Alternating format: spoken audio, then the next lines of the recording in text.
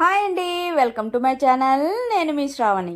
ఇవాళ నేను క్యాబేజ్తో ఫ్రై ఎలా చేసుకోవాలో చూపించబోతున్నానండి. క్యాబేజ్ అంటే చాలామందికి ఇష్టం ఉండదు కదండి.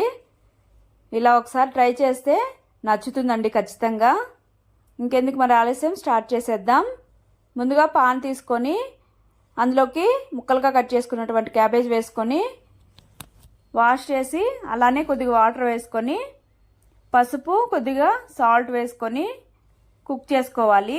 మరీ మెత్తగా కాకుండా మీడియంగా కుక్ చేసుకుంటే సరిపోతుందండి. తర్వాత ఒక బౌల్ తీసుకొని 1 కప్పు కందిపప్పు తీసుకొని వాష్ చేసుకొని ఇందులోకి కొద్దిగా పసుపు వేసుకొని కుక్ చేసుకోవాలి. ఇక్కడైతే క్యాబేజు చూడండి కుక్ అయిపోయింది. స్టవ్ ఆపేసి ఇందులోని వాటర్ అంతా వంపేసుకొని ఇలా ప్లేట్లో తీసుకొని చల్లారనివ్వాలి. తర్వాత కందిపప్పు కూడా కుక్ అయిపోయింది. స్టవ్ ఆపేసి ఈ చల్లారిపోయినటువంటి క్యాబేజ్ని మంచిగా ఇలా ప్రెస్ చేస్తూ వాటర్ అంతా వెళ్ళిపోయేలాగా పిండేసుకోవాలి. ఇలా అంతా క్యాబేజీ పిండేసుకొని పక్కన పెట్టుకోవాలి.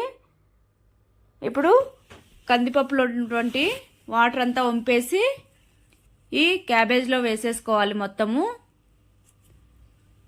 వేసుకున్న తర్వాత ఈ పప్పు క్యాబేజు రెండు మంచిగా మిక్స్ చేసేసుకోవాలి. మిక్స్ చేసేసుకొని ఇందులోకి పోపు పెట్టుకోవాలి. ముందుగా పాన్ పెట్టుకొని హీట్ ఎక్కిన తర్వాత అందులోకి ఆయిల్ వేసుకోవాలి. తర్వాత ఆవాలు, జీలకర్ర, అలాగే సన్నగా కట్ చేసుకున్నటువంటి ఆనియన్స్ వేసేసుకొని అలానే కొద్దిగా కరివేపాకు వేసుకొని మంచిగా బ్రౌన్ కలర్ వచ్చే వరకు కుక్ చేసుకోవాలి. కుక్ అయిన తర్వాత ఒక 1/2 స్పూన్ అలాగా చిల్లీ పౌడర్ వేసుకుంటున్నానండి. వేసుకొని అది కూడా మంచిగా కుక్ అయ్యే వరకు కుక్ చేసుకోవాలి.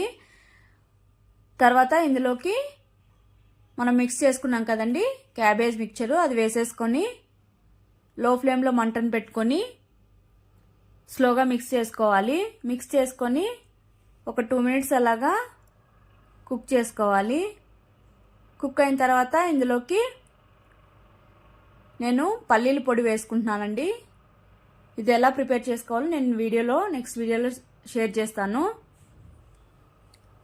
తర్వాత ఈ పౌడర్ వేసుకున్న తర్వాత మంచిగా మిక్స్ చేసేసుకొని ఒక 2 మినిట్స్ అలాగా సిమ్లో వదిలేస్తే సరిపోతుంది.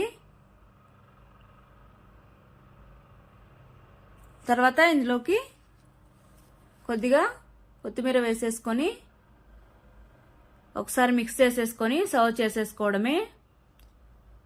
ఇదైతే మంచిగా ఎందులోకైనా సైడ్ డిష్గా బాగుంటుందండి. తప్పకుండా ఒకసారి ట్రై చేసి మీకు కూడా ఎలా